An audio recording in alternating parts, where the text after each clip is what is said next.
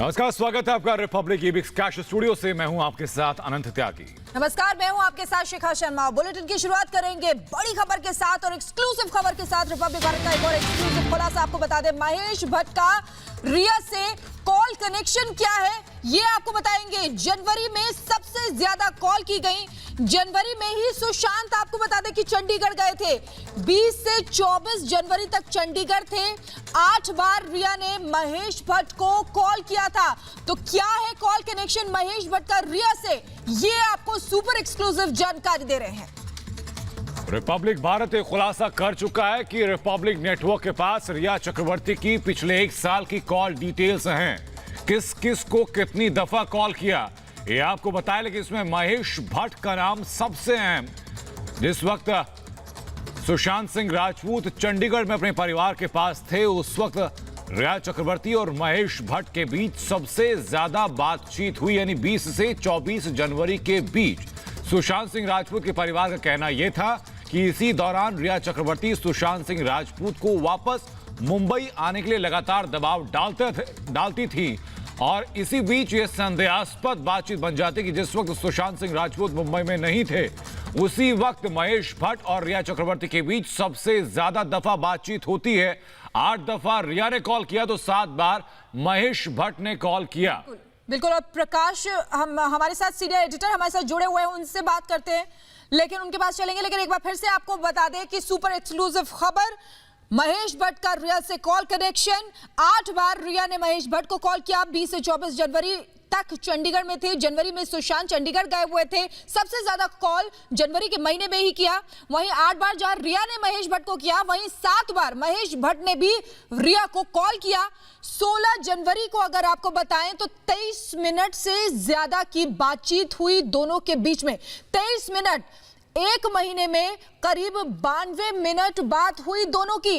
तो ये super exclusive खुलासा रिपब्लिक भारत लगातार कर रहा है। आपको बता दें, अब महेश भट्ट का नाम पहले ही ये सामने आया था क्योंकि रिया की जो भी कॉल डिटेल्स हैं वो रिपब्लिक भारत के पास है। प्रकाश हमारे साथ जुड़ गए हैं, सीनियर एडिटर, उनके पास चलेंगे। प्रकाश, जिस तरीके से ये चीजें सामने आ रही है, सुपर एक्सक्लूसिव खुलासा हम कर रहे हैं, लेकिन ये बहुत बड़ी बात है कि महेश भट्ट का नाम पहले तो सामने आया था, लेकिन जो 16 जनवरी की तारीख की अगर बात कर लें तो 23 मिनट बात हुई थी। तो क्या बात हुई होगी कि 23 मिनट बात की गई दोनों के बीच में? देखिए, ये कॉल डिटेल्स पर हम लोग किसी के ऊपर आरोप नहीं लगा रहे हैं कि महेश भट्ट और रिया चक्रवर्ती के बीच में क्या संबंध थे, महेश भट्ट का क्या रोल है। लेकिन जो तरह तरह की बातें आ रही मुंबई में, सोशल मीडिया पर उनका वीडियो चला और उनको ट्रोल किया गया, सवाल खड़े किए जा रहे थे। भट्ट परिवार के तरफ से आया था कि सुशांत सिंह राजपूत सुसाइड करेंगे और प्रवीण बाबी के रास्ते जाएंगे, और उसके बाद नेपोटिज्म एंगल पर भी उनकी पूछताछ हुई मुंबई पुलिस के द्वारा। और हमने अब ये कॉल डिटेल पाया है और जो इस बात की ओर इशारा करता है कि महेश भट्ट और रिया चक्रवर्ती के संबंध काफ़ी मधुर रहे हैं और इसीलिए लगातार ये बातचीत होती रही है। और ड्यूरेशन भी बहुत ही ज़्यादा है। 1397 सेकंड से लेके 5 सेकंड से लेके 628 सेकंड, और ये सब बातें हुई हैं 3/2/2020 तक। और ये दर्शाता है, इस बात की ओर इंगित करता है कि इनके संबंध मधुर रहे होंगे। हो सकता है इसके बाद वो व्हाट्सएप कॉल पे शिफ्ट कर गए होंगे, क्योंकि हम लोग ये बता रहे हैं कि कैसे प्री प्लान्ड ऑर्गेनाइज लूट हुई है। और रिया चक्रवर्ती अब एक डायरी के कागज दिखा रही हैं कि उन्होंने ग्रेटिट्यूड एक्सप्रेस किया, तो किस स्थिति में एक्सप्रेस किया वो भगवान जाने। लेकिन सबसे बड़ी बात कि महेश भट्ट उनके कॉन्शियस कीपर है, ये इस बात से जाहिर होता है। और इस मोबाइल कॉल डिटेल से एक ये भी पैटर्न पता चलता है कि 16 तारीख से लेके 3 तारीख के बीच में, मैं बात खत्म कर लूं अपनी। जी प्रकाश, बोलिए। 16 तारीख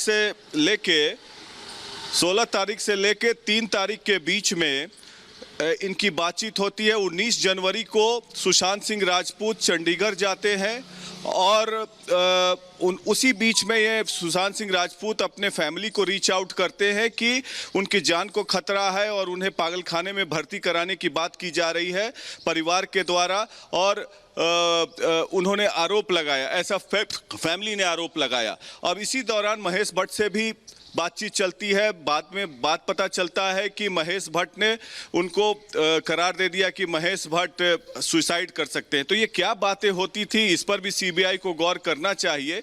और तमाम तरह की, क्योंकि मैं पहले से कह रहा था कि scientific analysis, call details, tower dumping, जो लोग संपर्क में थे, खासकर फ्लैट में रहने वाले लोग, सिद्धार्थ पिठानी हो, दीपेश सावंत हो, उनके कुक हो, रिया चक्रवर्ती हो, सौविक चक्रवर्ती हो, इंद्रजीत चक्रवर्ती हो, तो उन सबका साइंटिफिक एनालिसिस होना चाहिए। और ये कॉल डिटेल इस बात की ओर इशारा करता है कि महेश भट्ट से उनके रिश्ते मधुर हैं। बॉडीगार्ड ने भी मुझे इंटरव्यू में बताया था कि उनके घर पर कई बार रेंज रोवर में पहुंचाया था उनके घर पे। तो सवाल तो खड़े होते हैं, जांच होनी चाहिए और सीबीआई को एक पुख्ता सबूत मिल रहा है और उनसे टफ इंटरोगेशन होना चाहिए दोनों तरफ से। और रिया चक्रवर्ती ने एक डायरी प्रस्तुत किया है ईडी के पास, वो दर्शाता है कि कितनी डेस्परेशन में है अपने आप को प्रूफ करने के लिए कि सुशांत सिंह राजपूत के सही रहनुमा जो थे वो रिया चक्रवर्ती और उनके परिवार वाले थे, जबकि सुशांत सिंह राजपूत के परिवार का कहीं जिक्र नहीं है। ये तो आश्चर्यजनक बात है, समझ में नहीं आता है कि किस तरह की घिनौनी हरकत पर उतर आए हैं लोग। तो प्रकाश, लेकिन मैं ये भी जानना चाहूंगा आपसे कि जो कॉल डिटेल्स का जिक्र आपने किया, जो बताया, जो रिपब्लिक भारत लगातार डॉक्यूमेंट दिखा भी रहा है, जो आपने जिक्र किया कि कई दफा महेश भट्ट की गाड़ी से ही रिया को उनके घर तक ड्रॉप किया जाता था और जिस वक्त सुशांत मुंबई में नहीं थे उस दफा काफी ज्यादा बातचीत हुई है, तो ये तो कहा जा सकता है कि दोनों के कॉन्टैक्ट लगातार बने हुए थे और महेश भट्ट कॉन्शियस कीपर थे रिया चक्रवर्ती के। तो कुछ भी ऐसा जिसके ऊपर शक हो, इसकी संभावना बनती है कि महेश भट्ट को भी उसका इशारा होगा। बिल्कुल ये इशारा था, तभी तो भट्ट परिवार ने, मुकेश भट्ट ने भी बोला और महेश भट्ट की तरफ से भी आया कि वो सुसाइड कर लेंगे, परवीन बॉबी के रास्ते हैं, तो कुछ तो उनको जानकारी होगी। और या तो ये पहले से प्लानिंग चल रही थी, तो ये तो संदेह के घेरे में है। जैसा कि कल हमने ब्रेक किया कि बांद्रा पुलिस के डीसीपी अभिषेक तिरमुखे ने बातचीत की 5 बार, और भी सुशांत सिंह राजपूत के डेथ के बाद क्या कोई आईपीएस अधिकारी जांच के लिए प्राइम सस्पेक्ट से बात करता है क्या? ये पहली बार हमने सुना है और देखा है। उनका प्ली आएगा कि जांच के संदर्भ में बातचीत हो रही थी, तो अभिषेक तिरमुखे करते हैं, रिया चक्रवर्ती भी करती हैं, लेकिन जनरली ये देखा गया है कि एक आईओ लेवल का ऑफिसर या एसएचओ इस बात की तफ्तीश करता है, न कि आईपीएस अधिकारी। तो ये तो साफ इशारा करता है कि मुंबई पुलिस एक फिक्स्ड मैच खेल रही है और मुंबई पुलिस की साठगांठ है पूरे मामले में। और तमाम जो किरदार हैं, चाहे बॉलीवुड के जो भी किरदार जिनके कॉल डिटेल्स आ रहे हैं, उनको भी प्रोटेक्ट करने की कोशिश की जा रही है। इसीलिए परिवार ने और सुशांत के पिता ने पटना में केस दायर किया, क्योंकि उनको मुंबई पुलिस पर भरोसा नहीं था और सीबीआई में केस को ट्रांसफर करने के लिए मांग की। बहरहाल मुंबई पुलिस भी पूरी एड़ी चोटी लगा दी है कि हमारे हाथ से केस ना जाए वापस सीबीआई के पास, नहीं तो पर्दाफाश हो जाएगा और उनके सारे काले करतूत जो हैं वो सामने आ जाएंगे कि कौन कौन लोग इस खेल में लगे हुए थे। और परत दर परत हम लोग रिपब्लिक मीडिया नेटवर्क पर सारा खुलासा करके इन लोग का उद्भेदन कर रहे हैं रोज प्रतिदिन कि कैसे ये खेल काफ़ी समय से चल रहा था। सुशांत सिंह राजपूत के पैसे को लूटा जा रहा था और एक प्लान्ड क्राइम ऑर्गेनाइज किया गया था। बिल्कुल बिल्कुल प्रकाश जी, जिस तरीके से हम देख रहे हैं, पहले ही हम ये बात लगातार सामने आ रहे थे, महेश भट्ट से पूछताछ भी हुई थी, तो क्या कुछ ऐसी जानकारी है कि उस समय क्या निकल कर आया था? क्योंकि ये बहुत बड़ी बात है कि 1 महीने में 92 मिनट बात हुई है, वहीं 16 जनवरी को 52 मिनट से ज्यादा बात हुई है। देखिए, सबसे बड़ी बात यह है कि महेश भट्ट से जो पूछताछ चल रही थी वो नेपोटिज्म के एंगल पे चल रही थी। पहले मुंबई पुलिस डायरेक्शनलेस इन्वेस्टिगेशन में लगी हुई थी, अब ये एफआईआर के बाद ये सब मसला आया है तो एक नए सिरे से जांच होनी चाहिए सबकी। रिया चक्रवर्ती, सौविक चक्रवर्ती, इंद्रजीत चक्रवर्ती, दीपेश सावंत या सिद्धार्थ पिठानी जो हैदराबाद में है, पहले परिवार के साथ रहते हैं, अचानक से दोनों एक साथ वीडियो रिलीज करते हैं, रिया चक्रवर्ती और सिद्धार्थ पिठानी, इनके तार तो जरूर मिले हुए हैं। अब मैं कन्विंस हूं कि इनके तार मिले हुए हैं और ये 2 लोग जरूर मिले हुए हैं कोई बड़ी घटना को अंजाम देने के लिए। और आगे भी हम लोग उद्भेदन करेंगे, मैं डेटा एनालिसिस अभी कर रहा हूँ और आगे भी उद्भेदन होगा इन लोग के बारे में, मैं दावे के साथ कह सकता हूँ अभी। और ये सब मिले हुए हैं और इन सब की दोबारा पूछताछ होनी चाहिए और सबको एक साथ बैठाना भी चाहिए। पहले अलग अलग पूछताछ करके सबको एक साथ बिठाना चाहिए ताकि कोरोबोरेटिव एविडेंसेस जो है सामने आए। अगर वो एविडेंसेस सामने नहीं आएगा तो पकड़े जाएंगे ये लोग। तो इसमें तो अब धीरे धीरे पर्दाफाश हो रहा है और सीबीआई जैसे ही इस जांच को अपने हाथ में लेगी और जांच शुरू करेगी तो सारे मामले का उद्भेदन होता हुआ दिख रहा है मुझे अब। बिल्कुल शुक्रिया प्रकाश आपका हम जुड़ने के लिए और ये पूरी जानकारी अपने दर्शकों तक पहुंचाने के लिए रिपब्लिक भारत एक एक डिटेल खंगाल रहा है और ये रिया चक्रवर्ती के कॉल डिटेल्स से ये कनेक्शन भी खुल रहा है कि किस किस से बात होती थी, कितनी दफा बात होती थी, उन लोगों से निजी जिंदगी में कैसे संबंध थे, ये हर जानकारी रिपब्लिक भारत लगातार आपको पहुंचा रहा है। हमारी सहयोगी शाजिया भी लगातार हमारे साथ न्यूज रूम से बनी हुई हैं।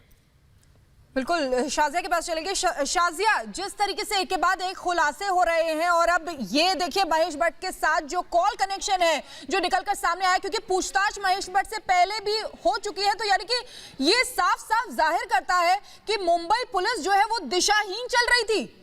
बिल्कुल जाहिर तौर पर शिखा, देखिए देश हित में, राष्ट्र हित में रिपब्लिक भारत लगातार एक के बाद एक बड़े खुलासे कर रहा है और जिस एंगल को लेकर के बार बार सवाल उठ रहे थे रिया चक्रवर्ती और महेश भट्ट को लेकर के, ये जो कॉल डिटेल सामने आई है ये उस एंगल की तस्दीक करती है। 92 मिनट बात हुई है। जरा सोचिए 4 से 5 दिन के भीतर 92 मिनट बात होना किसी अननोन से आप कर सकती हैं या मैं कर सकती हूँ, ऐसा बिल्कुल नहीं हो सकता। इस बात को, इस एंगल को इसी तरीके से समझा जा सकता है कि यानी गंभीर मुद्दा था, गंभीर बातें थी और कुछ ऐसा था, इसी को लेकर के 14 से 15-16 बार बातचीत हुई, कॉल गई एक दूसरे को और बिल्कुल शाजिया, बहुत बड़ी बात है और बहुत बड़ा खुलासा रिपब्लिक भारत ने किया है। हमारे साथ जुड़ने के लिए बहुत बहुत शुक्रिया शाजिया।